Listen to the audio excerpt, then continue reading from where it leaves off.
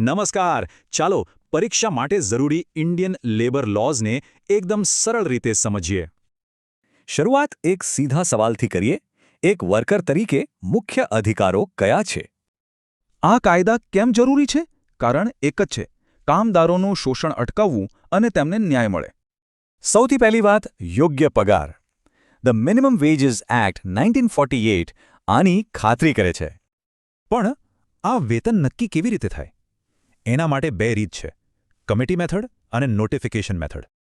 પણ જો કામ કરવાની જગ્યા પર કોઈ મતભેદ થાય તો? અહીં વાત આવે છે ઇન્ડસ્ટ્રીયલ ડિસ્પ્યુટ્સની. તો ઇન્ડસ્ટ્રીયલ ડિસ્પ્યુટ શું છે? સેક્શન 2ના કે મુજબ આ માલિક અને કામદાર વચ્ચેનું કોઈપણ મતભેદ છે. પરીક્ષા માટે આ બહુ જ અગત્યનું છે. બેંગ્લોર વોટર સપ્લાય કેસે ઇન્ડસ્ટ્રીને સમજવા માટે ટ્રિપલ ટેસ્ટ આપ્યો. આવા ડિસ્પ્યુટ્સ ઉકેલવા માટે અલગ અલગ સત્તામંડળો છે, જેમ કે વર્ક્સ કમિટી અને લેબર કોર્ટ. હવે જુઓ, બે મહત્વના શબ્દો. સ્ટ્રાઇક એટલે કામદારો કામ બંધ કરે અને લોકઆઉટ એટલે માલિક કામ બંધ કરાવે. એક વાત ખાસ યાદ રાખજો, પબ્લિક યુટિલિટીઝમાં સ્ટ્રાઇક કરતા પહેલા 14 દિવસની નોટિસ આપવી જરૂરી છે. ક્યારેક કાચો માલ ખૂટી જાય કે લાઇટ જાય એટલે માલિક કામ આપી ન શકે. આને કહેવાય લે ઓફ. દાખલા તરીકે, કોઈ કાર ફેક્ટરીમાં એન્જિન પાર્ટ્સ નથી એટલે કામ બંધ છે. આ એક લે ઓફ છે. અને લે ઓફમાં કામદારોને શું મળે?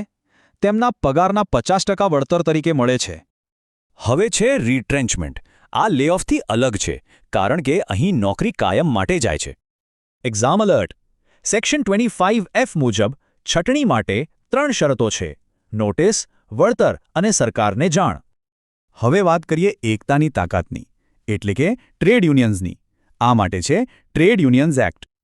આ કાયદો રજિસ્ટર્ડ યુનિયનને મિલકત રાખવા, કરાર કરવા અને કાનૂની કેસથી બચાવ જેવા હક આપે છે. અને છેલ્લે, અમુક કાયદા સમાજના સૌથી નબળા વર્ગના રક્ષણ માટે બનાવ્યા છે, જેમ કે બાળ મજૂરી વિરોધી, કોન્ટ્રાક્ટ મજૂરી માટેના અને બંધુઆ મજૂરી નાબૂદ કરવાના કાયદા. ચાલો ફટાફટ એક ક્વિક રિવિઝન કરી લઈએ. પરીક્ષા માટે આ બહુ જ કામ લાગશે. આ ટેબલ જુઓ. લે ઓફ, રિટ્રેન્ચમેન્ટ અને સ્ટ્રાઇકની કલમો ખાસ યાદ રાખજો.